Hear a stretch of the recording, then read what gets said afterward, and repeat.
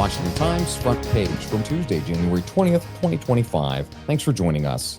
I'm George Gerbo. President Trump sent a message to Norway's prime minister saying he no longer feels an obligation to think purely of peace because he didn't receive the Nobel Peace Prize. Mike Glenn reports Norwegian Prime Minister Jonas Gahr Støre said he received the message Sunday linking Trump's desire to win a peace prize to his plan to impose tariffs on NATO allies that oppose his goal of acquiring Greenland. Gahr Støre said in a statement that Norway's position on Greenland is clear. Greenland is part of the Kingdom of Denmark, and Norway fully supports the Kingdom of Denmark on this matter. Last week, Denmark said it would expand its military presence in Greenland and hold military exercises with allies. The Nobel Peace Prize is awarded by an independent committee and not the Norwegian government. President Trump is selling seats on a so-called Gaza Strip Board of Peace from $1 billion. On Cochrane reports, Kremlin spokesperson Dmitry Peskov said Russian President Vladimir Putin had received an offer to join the board. He said Russia will wait to discuss details with the United States before responding. Israeli Prime Minister Benjamin Netanyahu also received an invitation to join the board, according to Reuters.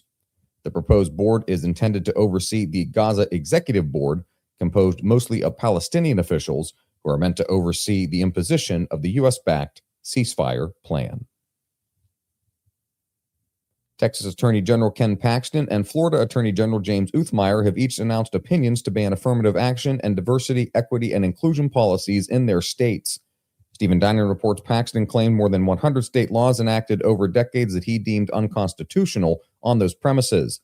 Uthmeier identified more than 80 laws in his state that he said mandate illegal race-based treatment. Both Republicans said giving preferences based on race is an affront to the Constitution's principles and, after recent court rulings, cannot survive legal scrutiny. Approaching the one-year mark of his second term, President Trump has moved to reverse former President Biden's executive orders and legislative victories.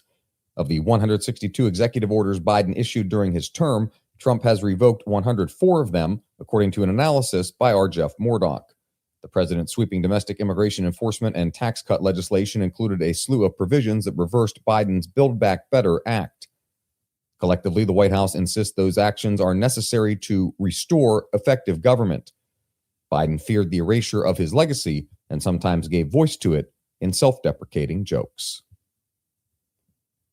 And finally, states are advancing plans to monitor car mileage and could eventually limit how much Americans drive. Susan Ferricchio reports Massachusetts lawmakers are weighing a bill that would move the state closer to a net zero carbon emissions mandate by expanding public transportation and developing a plan to reduce car trips. In the Midwest, Minnesota is among dozens of states researching or piloting programs to charge fees based on a driver's vehicle mileage. Many state programs are aimed at making up for gas tax revenue that's been lost by an increase in electric vehicles, which are heavier than gas-powered cars and put more stress on roads and other infrastructure. Find all today's front page stories at WashingtonTimes.com/front page or the Washington Times app, and find us wherever you get your podcasts. You can also find us on social media at Wash Times for breaking news, sports, commentary, and more. For the Washington Times, I'm George Gerbo.